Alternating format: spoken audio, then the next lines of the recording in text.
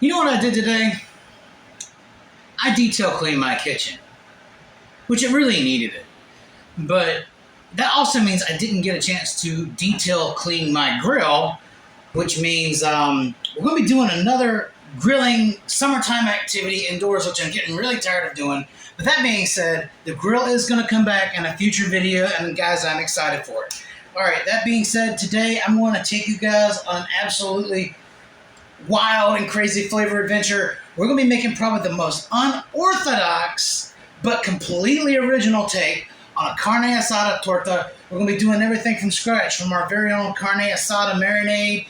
And guys, I'm tired of complaining to you all about not being able to find ethnic foods. So we're just going to bypass the replacement items. We're going to be making our very own Telera Breads at home. Plus, we're going to top this thing off with an incredibly creamy and savory chipotle spread that we're going to put on the top of this sandwich. It's going to come together really good. So let's get started.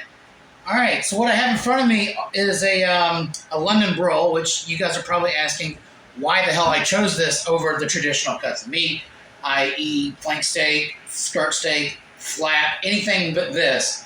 And that's because I honestly can't find any of those primary cuts anywhere near here. So if you guys are looking for recipes that use flank steak and stuff like that, a London broil is a good alternative. So that's what we're using. So we're going to be going ahead and getting this marinade going. Ideally, you want to marinate your steak overnight for maximum tenderness and flavor. But I just got this steak today, so we're going to do like a weeknight sort of marinade. At least give it an hour and a half for it to do its thing. So with that being said, let's go ahead and get started getting this together. All right, so the base of our marinade's a little unorthodox, but I've seen a lot of Hispanic people do this too. So in this container is half a cup of extra virgin olive oil and half a cup of soy sauce. Guys, I've seen this from people that are honestly more Mexican looking than I am. So if they're using it, obviously it has been adopted into certain recipes. So we're going to do this the same way. And to that, we're going to be adding in a third cup each of orange juice and lime juice. Fresh squeeze is always best. But, you know, if you have those things on hand in the bottle at home, then use those. There's nothing wrong with that. I'm just going to give it a quick stir. There's your acid and there's your fat, the two primary ingredients for any sort of marinade here. So let's talk about seasoning real quick. This is 2 teaspoons of kosher salt, 2 teaspoons of ground black pepper, a half a tablespoon of onion powder, a teaspoon of oregano, and a tablespoon of cumin. That's going right in. Now, guys, instead of onion powder, if you guys want to add in like half of a sweet, needs to be a sweet onion though, half of a sweet onion diced, then go ahead and do that. I've seen marinades made with this before and they look amazing. I'm just not a big raw onion person, so I would really not use that. All right, so this is supposed to be brown sugar, but I'm out. This is a tablespoon of granulated sugar. This is another one of those unorthodox but sort of adopted things that I've seen in a lot of carne asadas. And this is 2 tablespoons of minced garlic, getting that right in there. And then, of course, this is 1 bunch of fresh cilantro that I chopped up myself because you've got to have that. Otherwise, it's not accurate.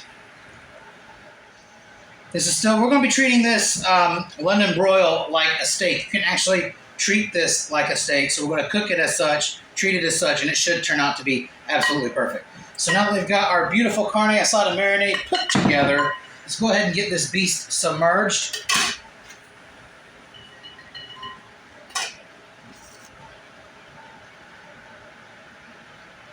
Both sides, yes, completely submerged. I'm using my hands because why not? They are clean. I just washed them before I started filming this. All right, now that we've gotten both sides of our beautiful London broil completely covered in this absolutely awesome marinade. All right, so all we're going to do now is wrap this sucker up with some plastic wrap, put it to the side for about an hour, hour and a half, because now we're going to start making our Telera breads. It's Telera time. So in the bowl of our stand mixer, we have 4 cups of all-purpose flour, and we're going to go ahead and start introducing it to some seasoning. That is nothing more than just 2 teaspoons of fine sea salt or table salt. Whatever you have in that category will work. And we're going to go ahead and get this whisked in, making sure we season our flour properly. Now, next to me is a cup and a third of regular water that I have honestly overheated, and it's coming down. It should be anywhere between 95 and 100 degrees Fahrenheit. And to that, we're going to go ahead and add in 2 teaspoons of sugar and let it mix up. And after we add that nice sugar in, we're going to go ahead and douse it with 2¼ teaspoons of instant yeast, rapid rise, or active dry. Either one's fine. And while that is blooming, we're going to go ahead and take our flour to the stand mixer. And we do want that yeast to bloom for about 5 minutes. So while that's happening, we're going to go ahead and lower the top of our KitchenAid mixer with a dough hook attached, get it locked up and ready to roll. And on a very low setting, we're going to go ahead and get that blade spinning. And to this, we're going to be adding 1/4 cup of lard. Now, while I don't make my carnitas with lard, lard is a staple ingredient in basic Mexican cooking. It's in tortillas, both flour and or corn tortillas. So please use real lard wherever applicable. I mean, you can substitute it with vegetable shortening, but if you want to take it to the next level, you're going to want to add some lard. And so what I'm doing in this KitchenAid mixer, while it's nice and slowly mixing, what's happening is it's cutting the fat from the lard into the flour, and we're going to want to see a lot of like sandy granules, like pea-sized granules, kind of like whenever we cut butter into biscuit dough. The same thing. We want to see nice little sandy pebbles, and what you're seeing me doing now is taking a nice rubber spatula and working down the sides, making sure all of that flour gets incorporated, because we need to emulsify our flour with the fat, which is our lard. All right, and after everything is all nice and emulsified, our yeasty juices are looking absolutely beautiful. So we're going to add our liquid yeasty boys in very slowly while the stand mixer is doing its thing. The reason why we're doing this slowly is because we want to make sure that all of our flour is evenly hydrated. I have had far too many doughs fail on me because I did not hydrate them properly. So after we get all of our nice yeasty juices incorporated and everything is nice and hydrated and looking really good, we're going to go ahead and get this kneading on a very low speed. I keep mine between 2 and 4. If it gets too fast, please back it off. And we're going to let this knead in the stand mixer for about 5 minutes. And after 5 minutes, would you look at this? It comes clean off the hook. And even though you can't see it, because somehow the bowl of my stand mixer is completely glued to the base, there's absolutely no flour or anything left over in the bottom of this bowl. And this dough is absolutely beautiful and smooth and silky. All right, so let's go ahead and give it a few quick kneads. All right, on a clean cutting board, I've got some bench flour on it and some on my hands. And we're not going to do a whole lot of kneading because we do not want this to be a very tough dough. This is nice and silky. What we're doing is giving it a few slapping folds, making sure it gets some lamination going in, and then we are very, very delicately rolling this. All we're looking for is to get the cracks and craggles out of its appearance, getting it nice and smooth. And now that we've got a smooth ball, we're going to go ahead and oil up a mixing bowl, toss this sucker right in, cover it up, and let it proof for 1 hour. So go ahead and chill out and have a beer, and I'll see you again in an hour. An hour has passed, so it's time to check out our Telera dough, and that is marvelous. It has bloomed to about doubled in size, so we're just going to punch it down to release the gases, and then we're just going to unload it on top of our clean and floured work surface here. And it doesn't want to budge, but we got it out. All right, so what we're going to do now is lightly flour the top of our Telera dough, and we're also going to get some flour on our hands and our rolling pin. And we're really not trying to do a whole lot here right now. All we're trying to do is get it to an even size. We're not trying to get this too thin because we need to make some thick Telera breads out of this. I'm just getting it into a rough, sort of a roughly even rectangle looking shape like you see here. And now that that's all said and done, we're going to go ahead and cut this into 6 even pieces. Yes, this makes 6 Telera breads. So what we're going to do right now is we're just going to go ahead and give it its final needs. Go ahead and tuck in all your corners a couple times. Then give it a few good rolls on our flour work surface to give it a little traction. Some of that flour is going to help it give it its shape. And then we're going to really quickly roll these into smooth balls with our hands, kind of like you see here. And then we're going to put them on on a baking tray. All right, so now that we've gotten all of our teleras on the baking sheets, it's time to go ahead and give them their next step. And this is absolutely important. Otherwise, it will not look like a traditional Mexican telera. This is just a regular straw that belongs to a tumbler cup. And in this paper towel is just some olive oil. So we're just lubing up the straw with the olive oil. And what we're going to be doing now is pressing down into our Telera breads, skipping a space in between because they usually have those two lines. We're not cutting through the bread. We're just giving it that classic Telera imprint. We're going to be doing this with all of our Telera breads. Of course, first we smash them down to give them that width. And now that we've gotten all of our beautiful Telera breads looking like this, we're going to cover them up and let them proof for another 25 minutes. Also, at this time, we are preheating our oven to 400 degrees. And I will see you again when it's time to put our Telera breads in the oven. It's been 25 minutes and look how beautifully our teleras have risen. So all we're doing now is putting them into our preheated oven set to 400 degrees. We're going to let them bake for about 12 minutes. All right, so at this point, we're going to take out our teleras. They're halfway done at this point. And then we're just going to lightly spray the tops of each of these with just some regular water, as you see me doing here. I give it about 2 spritz per each bun. And then we're going to put these bad boys back in the oven on 400 degrees for another 12 minutes. They'll be done at the end of this cycle. Now, that being said, let's go ahead and head to the stove and get to cooking our carne asada. All right, and at this point, our steak has been marinating for about 2 hours, which is fantastic. So what I'm doing here is flipping the steak over in the marinade, making sure that we have a good coating on both sides. And then we're just going to toss it straight into this pan that's been heating over medium-high heat. And what we're going to do is sear this bad boy for 6 minutes. And then we're going to add just a little bit more of that beautiful marinade over the top just to make sure that it doesn't dry out during the searing process. And I'll see you again at 6 minutes because this pan is still a little cold. We want to make sure that we have a good Maillard whenever we flip this bad boy. All right, so it's been 6 minutes. So let's take a look at the bottom side and see how we did here. And that is a beautiful crust. So we're going to do the very same thing on the other side. Give it a good 6 minutes. And at this point, it should be ready to go in the oven. Our breads are out. They're completely done and smell amazing. Like I said at the beginning of the video, we're treating this like a regular steak. So we're just going to finish it in the oven, keeping it on that 400 degrees. And we're going to be cooking this well done, unfortunately, because my wife does not like any sort of pink in her steak. So we're going to give it a little extra marinade to make sure it doesn't dry out. So we're going to go ahead and put it in the oven on 400 degrees for about 20 minutes. And while we're doing that, let's go ahead and get started with our chipotle sauce. All right, so what I have here is an 8-ounce container of, sour cream. And guys, you know that I absolutely hate sour cream. I was going to make this recipe with Mexican table cream, but there is a hack.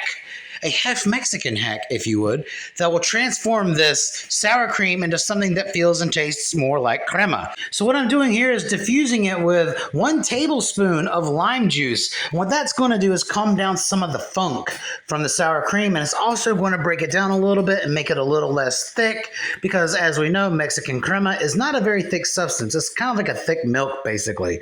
And that's still a little too thick, but I'm noticing a difference. It's starting to look and smell a little better.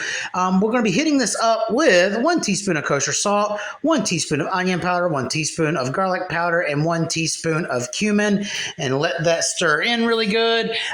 Seeing as how it's still a bit too thick to be crema-like, we're probably going to end up hitting this up with some heavy cream in the blender. And this is a small bunch of fresh cilantro that I chopped up. Got to have some good cilantro in this. And then we're going to stir this up really well. And now that we've gotten everything put together, we're going to take this to the blender for the final part of its process. And into our blender goes in our freshly combined sour cream mixture.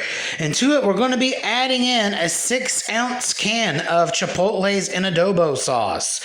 And just from looking at this, there is not enough cream to chipotle ratio in this blender, which means this is going to come out mind-blowingly hot. Because crema has a much thinner viscosity, you get more product per cup. So I'm definitely going to need to be adding in a little more heavy cream to diffuse some of the heat and give it the right texture. And after we put that heavy cream in there, we're just going to go ahead and start blending this sucker up. And then we're going to stream in about a good 2 to 3 teaspoons, maybe a tablespoon of lime juice. This is going to add some flavor, diffuse some of the heat a little bit. And then after that's finished combining, we're going to go ahead and give it our first taste. And it's still a little hot, but it's definitely under seasoned. So we're going to hit this up with a little more kosher salt to bring out some of that flavor. And also the texture isn't quite like I like it. The flavor's not also there 100% either. So we're going to give it a little bit more of this heavy cream, blend it for another 15 seconds, get a good taste test happening, and that is absolutely magnificent. It is absolutely identical to the crema version of this sauce that I typically make. Now, that being said, let's go ahead and put this in the fridge to chill, and I'll see you again when it's time to serve up the steak. All right, the moment of truth is upon us, and let's see if our steak is ready. Again, we were looking for an internal temperature of 160 or above, and yeah, we got it. It is definitely well done, unfortunately. Again, I prefer a medium steak. I still love my wife, even though she's wrong. All right, so we're going to let this go ahead and settle and cool down for about 10 minutes to make sure all the juices settle before we start slicing this bad boy up, and I'll see you guys then. All right, it's been 10 minutes, and this is definitely looking like a juicy steak. I'm currently trying to find the grain, and we're going to cut it this way because it's against the grain. Again, anytime you're cutting meats, always cut against the grain for tender cuts. And is cutting through this thing like butter. Look at that. It's just coming straight off, not a whole lot of resistance, and look at the juice. The juices be juicing, so this is actually a very well cooked, well done steak, and some of these strips have just a little pink in them as well. Very awesome. Not a lot of resistance, and I am so impressed by the turnout of this. Just look at how pleased I am. Look at that. That is juicy. That is tender. That looks absolutely amazing. Maybe we did well done. Done well. Yeah, see what I did there? Once we get this monster all carved up, I'm going to introduce you to the most epic assembly we've ever had on this channel. And we're going to start this process here by splitting open one of these fresh baked Telera buns that have been cooling for a little while. And guys, these things smell so amazing. I can't believe how good they turned out. I just want to eat one right now. And would you take a look at that interior? That is perfectly crumbly. That's beautiful bread. So what we're going to do now is toast these buns in some butter over a medium-high heat and get the insides of them nice and beautiful and crispy. All right, and once we have our beautiful Teleras toasted on the inside, we're going to stack the bottom part of the bun generously with our beautiful, juicy carne asada. And on top of that, we're going to be sprinkling in some quesadilla cheese. Now, guys, I would love to have real Mexican melting cheese here, but this is as close as I can get. And then on our top bun, we're going to lace it up and load it with this nice, beautiful, cool, and creamy chipotle spread. Crown it up. We want to take it to the stove. And I want to show you something really unique you can do with this. All right, guys, if you have a plancha or a panini maker, you don't really need to do this part on the stove like I am. But I don't have one of those, so I'm showing you a great little hack here. So I've got some butter in the bottom of this pan heating up. I'm going to put this whole assembled sandwich down. And then I'm going to put about a tablespoon of butter on top of the sandwich. And what I have to the side of me here is a pan that's been heating over a low heat. And we're just simply going to press down the top side of the sandwich with this other pan. What we're basically doing is doing a DIY panini press sort of thing. Hand plancha-ing, if that's a thing. All right, and we're going to hold this down. Make sure you keep consistent pressure on your sandwich for an even result here. All right, and after about 2 minutes, we're going to check the bottom, and it is perfectly toasty and beautiful. This is like a Mexican torta meets grilled cheese. And we're going to be doing the exact same thing on the other side. Get it all nice and toasty and buttery. And the smell in this house is absolutely beautiful. So there's only one thing left to do, and that's to try this monster. That's it. That's the sandwich. Now, you guys don't have to do the hand plancha techniques that I did to get this all nice and toasty. You can just technically put it on these Teleras and eat it as is, but why stop at that, you know, when you can make an entire eating experience? Is this traditional? Not really. Is it original? Absolutely. And it can open your mind to new ways of doing things. Think of this as like a new way of eating carne asada or like a grown-up Mexican grilled cheese. I mean, look at this sucker. This thing has got heft. It's cheesy. It's meaty. Look at the toast on that. All right. But, I mean, can you really make a sandwich on the internet without doing a cross-section? I don't think so. So let's try this out.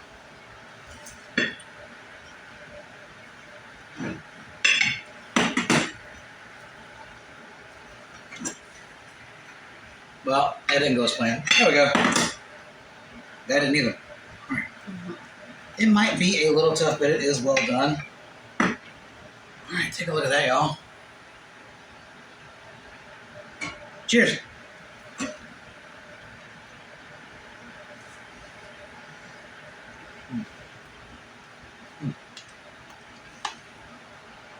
My belly's happy now.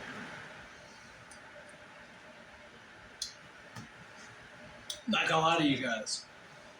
That is one of the best sandwiches I have ever made. I would have liked for this piece of meat to be a little more medium-ish, medium well, but for a well-done cooked piece of meat, it still retains a lot of its juices.